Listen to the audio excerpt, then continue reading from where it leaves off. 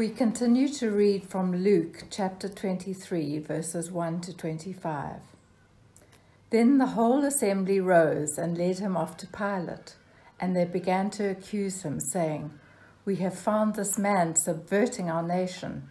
He opposes payment of taxes to Caesar and claims to be Christ, a king."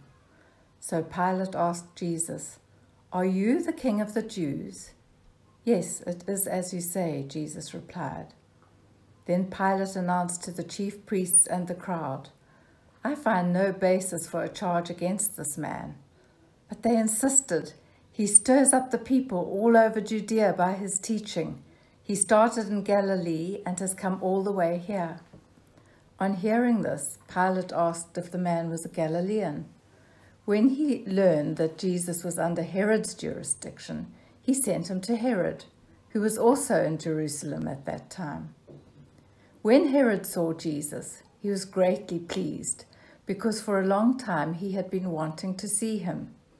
From what he had heard about him, he hoped to see him perform some miracle. He plied him with many questions, but Jesus gave him no answer. The chief priests and the teachers of the law were standing there, vehemently accusing him. Then Herod and his soldiers ridiculed and mocked him. Dressing him in an elegant robe, they sent him back to Pilate. That day, Herod and Pilate became friends. Before this, they had been enemies. Pilate called together the chief priests, the rulers, and the people, and said to them, "You brought me this man as one who was inciting the people to rebellion. I have examined him in your presence and have found no basis for your charges against him. Neither has Herod, for he sent him back to us. As you can see, he has done nothing to deserve death. Therefore, I will punish him and then release him." With one voice they cried out, "Away with this man! Please release Barabbas to us." Barabbas had been thrown into prison for an insurrection in the city and for murder. Wanting to release Jesus, Pilate appealed to them again, but they kept shouting, "Crucify him! Crucify him!" For the third time he spoke to them. "Why? What crime has this man committed? I have found in him no grounds for the death penalty. Therefore I will have him punished and then release him." But with loud shouts they insistently demanded that he be crucified, and their shouts prevailed. So Pilate decided to grant their demand.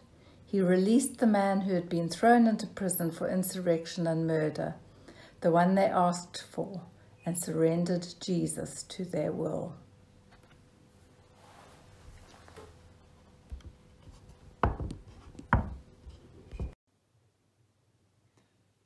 Pontius Pilate's thoughts. How many more times will I have to ride up to Jerusalem for one of these wretched Jewish festivals? Pontius Pilate was setting out with his small body of troops from the capital of Judea, Caesarea Maritima, to Jerusalem for the Passover. 3 or 4 days' march to get there, then 7 days waiting while they go through their dreary rituals. They slaughter some lambs and they make the whole town noisy, crowded, and unpleasant. And then 3 or 4 days march to get home again. What a dull job this is. And I'm only there to keep an eye on things, to make sure that with all those crowds of pilgrims, nobody stirs up any trouble. Well, the crucifixion of those two, they call themselves rebels, but I know what they are, common criminals. That will send a salutary message that Rome will not tolerate any nonsense.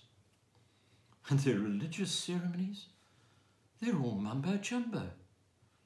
Sure, as a soldier, a Roman soldier, I've sacrificed to Mithras, and I respect all the pantheon of the gods, but the one who really matters is the emperor, Tiberius, in Rome. Ah, Rome, my home, where my friends and my family are. I had high hopes for my prospects when I was a member of the Emperor's Praetorian Guard. Perhaps a posting somewhere interesting.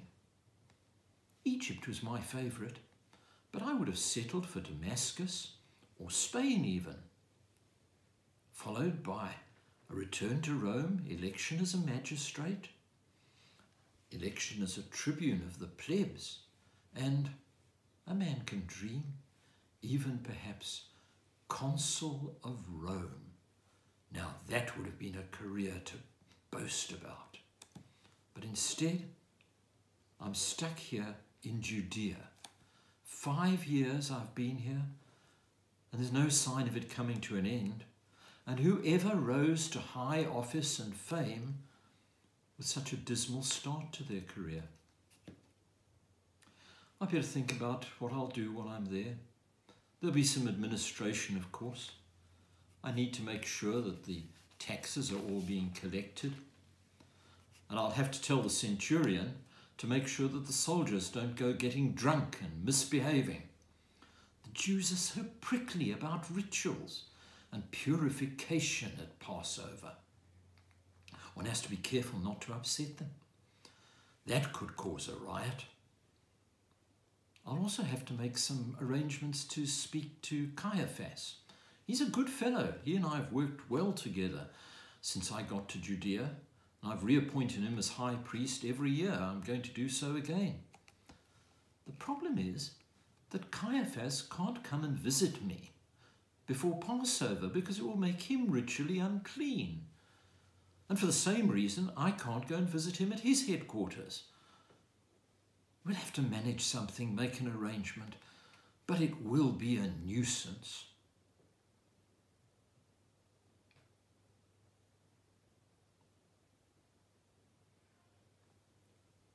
Five days later.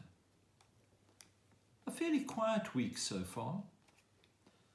There have been some stories about a man called Jesus Bar Joseph, a Galilean, one of Herod's people, rode into the city on a donkey with cheering crowds alongside him.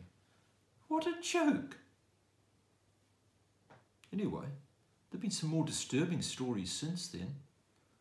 Some about him going into the temple and interfering with the traders there, calling them a band of thieves and robbers. Well, of course, he's right about that. They have a monopoly, and they really stick the prices on at Passover time. But there's another one, very odd, about demolishing the temple and rebuilding it in 3 days. Unlikely story. Took Herod the Great at least 10 years. Anyway, it's probably nothing to worry about. Just some kind of religious nut, as we get them at this time.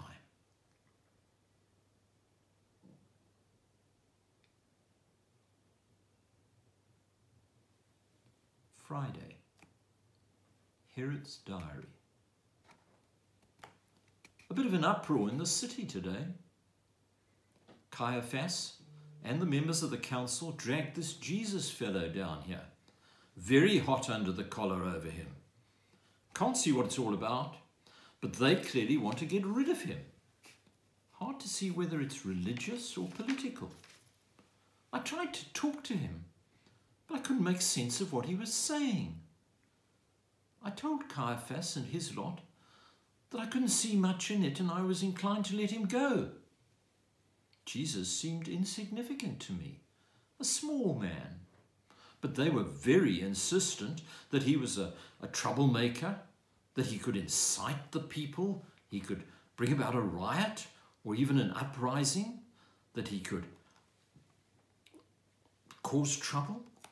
Some of them started chanting, "Crucify him, crucify him," really stirred things up.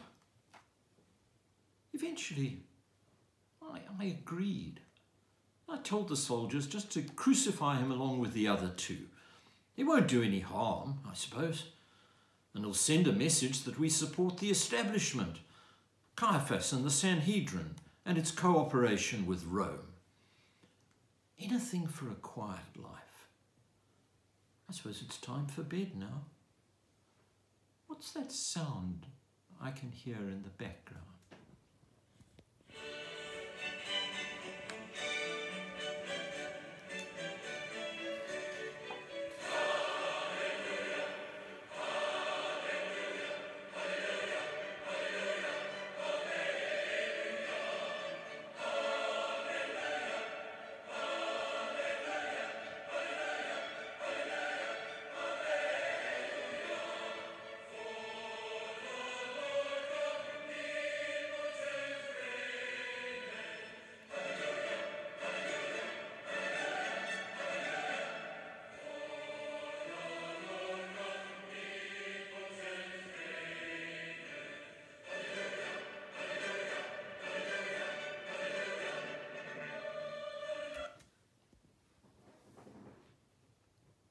What was all that about?